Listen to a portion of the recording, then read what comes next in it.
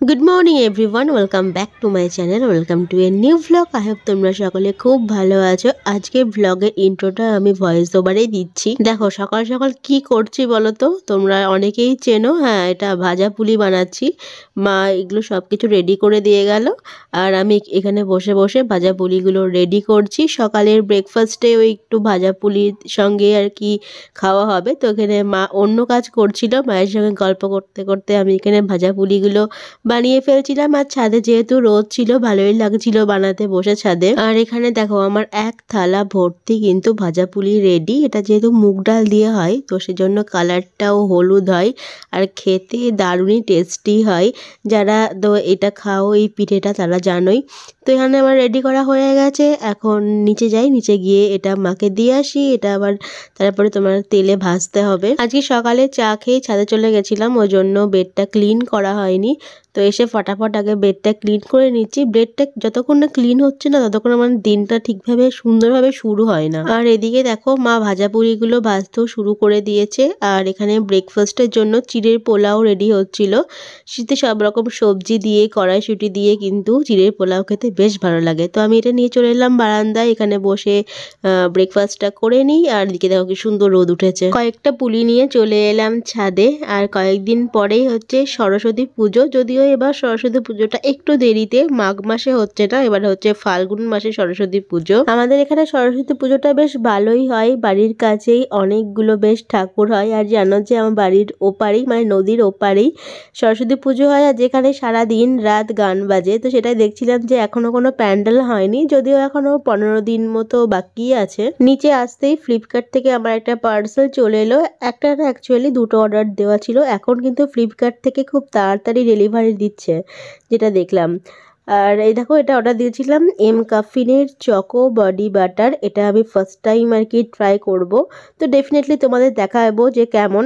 আর এটা হচ্ছে প্লামের day cream, যেটা আমি ইউজ করি, জানোই স্যাফরনের ডে ক্রিম এটা। এখন সুমন যাচ্ছে বিয়ে বাড়ি, তো এদিক দিয়ে যাওয়ার আগে আর কি আমার সঙ্গে একটু কথোপকথন হয়ে গেল। যখনই এদিক দিয়ে যাই তখনই আমাকে ডাকে। ওর আর কি বান্ধবীর বিয়ে, তো সেই জন্য দুপুর থেকে নিমন্ত্রণ, এখন থেকে চলে গেল বিয়ের বাড়ি। দেন আমি চলে এলাম হেয়ার অয়েলিং করতে। যতই কাউকে তেল দেওয়াটা আমার অপছন্দ হোক না কেন, কিন্তু চুলে যদি মাঝে মধ্যে তেল না লাগাই তাহলে সেটাও আমার দিক থেকে মুখ ফিরিয়ে নেবে। তো সেই জন্য চলে এলাম আজকে একটু হেয়ার অয়েল করব। এটা হচ্ছে ভার্জিন কোকোনাট অয়েল। দেখছো কেমন জমে গেছে? যেটা পিওর নারকেল তেল হয় না, সেটা ঠান্ডাতে একদম জমে শক্ত হয়ে যায়। তো এটা হচ্ছে আমাদের বাড়িতে বানানো একদম ভার্জিন কোকোনাট অয়েল। আর তার সঙ্গে নিচ্ছি আমি বেশ খানিকটা ক্যাস্টর অয়েল। ক্যাস্টর অয়েলটা যেহেতু খুব ভারী হয়, তো সেজন্য ডিরেক্ট ইউজ করা যায় না, নারকেল তেলের সঙ্গে মিশিয়ে ইউজ করতে হয়। আর হচ্ছে নিচ্ছি হচ্ছে একটা ভিটামিন ই ক্যাপসুল। এবার এটাকে প্রিপেয়ার করতে হবে লাগানোর জন্য। তো আমি এখানে একটা বাটিতে দেখছো গরম জল নিয়ে নিয়েছি, আর তার মধ্যে বাটিটা দিয়ে দেব। তাহলে কি হবে, যে শক্ত নারকেল তেলটা আছে না, এটা আস্তে আস্তে মেল্ট হয়ে গিয়ে একদম তরল হয়ে যাবে। আমি অনেকটা পরিমাণে এখানে তেল নিয়ে নিয়েছি। এতটা তেল আমার আজকে লাগবে না। এখানে দেখছো একদম কিন্তু এটা পাতলা হয়ে গেছে। আজকে পুরোটা দেবো না, যদি এটা পরে জমেও যায় তাহলে আবার একটু এরকমভাবে গরম জলের মধ্যে দিয়ে রেখে দিলে এরকম পাতলা হয়ে যাবে। তো অর্ধেকটা আজকে দেবো, অর্ধেকটা হয়তো নেক্সট দিন যখন অয়েল লাগাবো তখন দিয়ে নেব। অ্যাকচুয়ালি কাউকে অয়েলিং করা, বা বাংলা কথা যেটা বলে তেলিয়ে চলা, যেটা আমার একদম অপছন্দের কাজ।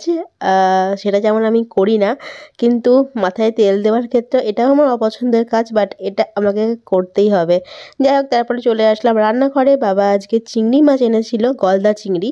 তো মা এখানে সুন্দরভাবে একটা চিংড়ি মাছের প্রিপারেশন রেডি করছে। আর এখানে দেখো রেডি হয়েও গেছে। এটা কিন্তু মালাইকারি না, মালাইকারি আমি খুব একটা বেশি প্রেফার করি না। ওই জন্য এখানে একটা জানি না মা কী কী দিয়ে করেছে, বাট খুব সুন্দর সেন্ট বেরোচ্ছিল আর কি। খুব স্মেলটা খুব ভালো ছিল। আর ছিল হচ্ছে এখানে দেখো বেগুন পোড়া, আর হচ্ছে শিম ভর্তা। তো আমি স্নান টান করে এখানে চলে এসেছি।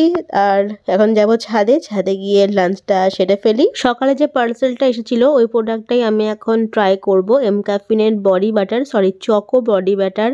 অ্যান্ড ওটা ওপেন করতেই ওয়াও, স্মেলটা জাস্ট কি বলবো, একদম পুরো স্ট্রং একটা কফি ফ্লেভার।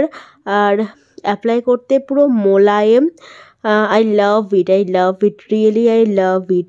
দারুণ লাগছে এটা অ্যাপ্লাই করতে। সন্ধ্যাবেলায় চলে এলাম আমি আরও একটা জিনিস আনবক্সিং করতে। আজকে মনে হচ্ছে আমারই দিন। সকালে একটা প্রোডাক্ট আসছে, রাত্রে আর একটা প্রোডাক্ট, মানে বক্সটা দেখে বুঝে গেছো এটাতে আছে একটা মোবাইল ফোন। দেখাচ্ছি তোমাদের। তবে সত্যি বলতে এটা আমি কিন্তু ফার্স্ট টাইম আনবক্সিং করছি না, আমি অলরেডি খুলে দেখে নিয়েছি সবটাই। অ্যান্ড দেন তারপর মনে হলো তোমাদের সামনে আর একবার আনবক্সিং করি, বাট আমি কিন্তু দেখে নিয়েছি আগেই। আমি খুলে নিয়েছি অ্যান্ড কিছু সেটিংসও করে নিয়েছি, তারপরে আবার তোমাদের সঙ্গে আর একবার আনবক্সিং করছি। এটা হচ্ছে iQOO Z7 Pro, 8GB RAM and 256GB phone storage, 6.78 inch display. And যেটা আমার সবথেকে ভালো লেগেছে, এটা কার্ভ ডিসপ্লে আছে and looks like stunning classy. Octa-core processor and 64 MP rear camera. যখন অনেক বড় বড় ভ্লগ হয়ে যায়, যেমন 28 মিনিট 30 মিনিটে যখন ভ্লগ হয়, 28 মিনিট 30 মিনিটের ভ্লগ মানে ধরো 40 থেকে 42 মিনিটের ভিডিওস থাকে, যখন স্টোরেজের তো একটা ইস্যু হয়, যে ফোনটা আমি এখন আর কি ক্যামেরা করছি, তো একটা সাপোর্টে আর একটা ডিভাইস থাকলে কি হয় সুবিধা হয়, এটা যখন স্টোরেজ ফুল দেখায় তখন ওটা থেকে আমি ব্লগ করতে পারবো। তো এটার ক্যামেরা টু গুড। যখন কোনো ইভেন্ট থাকে তখন ধরো দিনে অনেক অনেক সময় দুটো করে ভ্লগও যায়, যেমন কোনো বিয়েতে বা কোনোতে গেলে, তখন ধরো আমি একদিনে দুটো করে ভ্লগও করি। তো একটা ভ্লগ না আপলোড করে সেটাকে ডিলিট না করে আর একটা ভ্লগ হয় না, মানে পুরো স্টোরেজ ফুল হয়ে যায় একটা আর কি ডিভাইসে। তো একটা সাপোর্ট থাকলে কী হয় সুবিধা হয়, যখন একটা স্টোরেজ ফুল দেখাবে তখন আমি কি ডিলিট না করে আমি আর একটা ফোন থেকেও আর কি ভ্লগ করতে পারবো। তো আমি এখানে দেখছিলাম যে বেশ স্মুথই আছে ফোনটা, আর দেখতে পাচ্ছ আমি এখানে বেশ খুশি হয়েছি। আর কে না খুশি হবে বলো, একটা ডিভাইস পেলে, কাজের জিনিস পেলে মেনলি কেনা খুশি হবে। আর এর সাথে দেখতে পাচ্ছি একটা চার্জারও আছে। এখনও অনেক সেটের সঙ্গে চার্জার দেয় না, আলাদা করে চার্জার কিনতে হয়, কিন্তু এটার সাথে দেখছি চার্জার দিয়েছে আর সি টাইপ চার্জারও আছে। তো হ্যাঁ, এটা হচ্ছে iQOO Z7 Pro। আর তোমাদের একটু ক্লোজ আপ শটও দিয়ে দিই, তার সঙ্গে সিনেমাটিক শটও একটু দিয়ে দিই।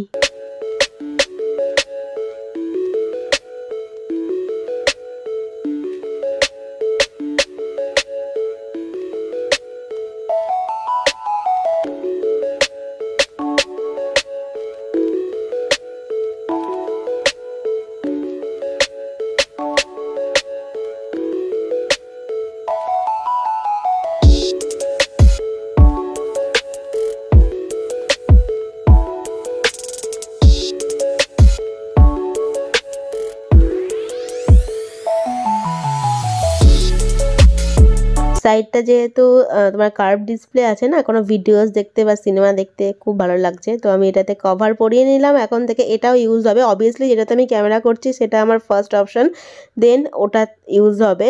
তো কোনো জিনিস আমি নষ্ট না হওয়া পর্যন্ত বা যতক্ষণ না একদমই চলছে না ততক্ষণ পর্যন্ত সেই জিনিসটা ছাড়ি না। যখন দেখি যে হ্যাঁ এটা আর চলবে না কোনো মতেই, তখন সেই জিনিসটাকে ছাড়ি। চলে এসেছি ডিনার করতে। আজকে আমার ডিনারে বানিয়েছিল চিকেন স্যুপ উইথ ভেজিস, তো এটা দিয়ে আজকে ডিনারটা সারবো। তো চলো আজকের মতো ভ্লগটা এত দূরেই। যদি তোমাদের আজকে ভ্লগটা দেখে কিছু ভালো থাকে, জানো কি করতে হবে, like comment share and subscribe to ঋতুস canvas. যদি এখনো সাবস্ক্রাইব না করে থাকো তো প্লিজ ডু সাবস্ক্রাইব। তোমার সঙ্গে দেখা হচ্ছে নতুন কোনো ভ্লগ নিয়ে। Till then stay happy and stay safe. আজকের পুরো ভ্লগটা আমি ভয়েস ওভারেই সারলাম, জানিও যে কেমন লাগলো, অন্যান্য দিনের থেকে একটু আলাদা। তো চলো দেখা হচ্ছে নেক্সট ভ্লগে। খুব ভালো থেকো, গুড নাইট, বাই বাই।